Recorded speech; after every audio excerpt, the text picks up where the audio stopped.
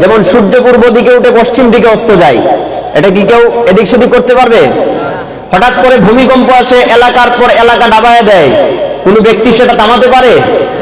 এই জাতীয় যে সমস্ত ঘটনা সেগুলোর নাম হচ্ছে কুদরত, কি যেটা আল্লাহ কর্তৃক সংগঠিত হয়। তারপরে হচ্ছে স্পেসিফিকলি যারা নবী এবং রাসূল, তাদেরকে আল্লাহ এই সমস্ত ক্ষমতা দিয়েই পৃথিবীতে প্রেরণ করে, তাদের দ্বারা যদি এই জাতীয় ঘটনা ঘটে, যেমন আমার দয়াল নবীর আঙ্গুলের ইশারায় চন্দ্র দ্বিখণ্ডিত হয়েছিল, আশ্চর্যজনক ব্যাপার না?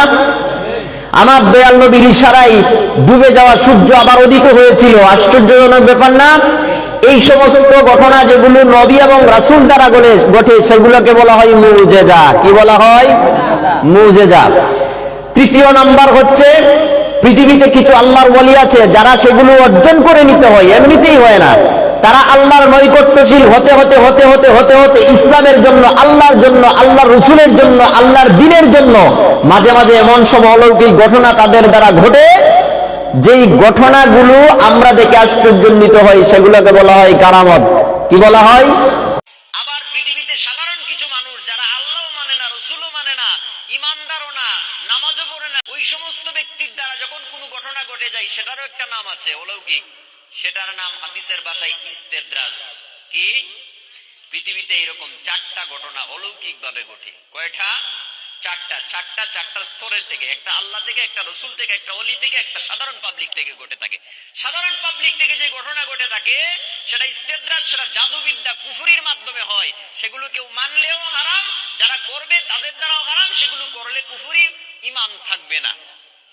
আর বাকি 3টাকে মানা অপরিহার্য, ঈমানের জন্য সেগুলো অপরিহার্য, বরং এগুলো বিশ্বাস করার মাধ্যমে ঈমান আরো বৃদ্ধি পায়, যেরকম আলহামদুলিল্লাহ।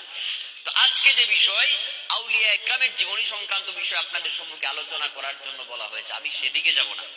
আমি আপনাদের সম্মুখে পবিত্র কুরআন থেকে আউলিয়া ইকরামের দ্বারা যে সমস্ত অলৌকিক ঘটনা ঘটে, যেগুলোকে আমরা কারামত বলে থাকি, এই কারামত গুলোকেও পৃথিবীতে এক শ্রেণীর মানুষ আছে যারা অস্বীকার করে যে না, সাধারণ পাবলিক দ্বারা কোনো ঘটনা ঘটতে পারে না, ঘটতে পারে আল্লাহ দ্বারা, ঘটতে পারে রসুল দ্বারা।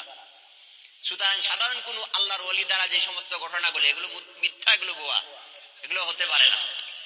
এখন আমার কথা হচ্ছে, আমরা যে সেগুলাকে মানি এবং সেগুলা ঘটে সেটা বিশ্বাস করি, সেটার তো প্রমাণ লাগবে, লাগবে কিনা?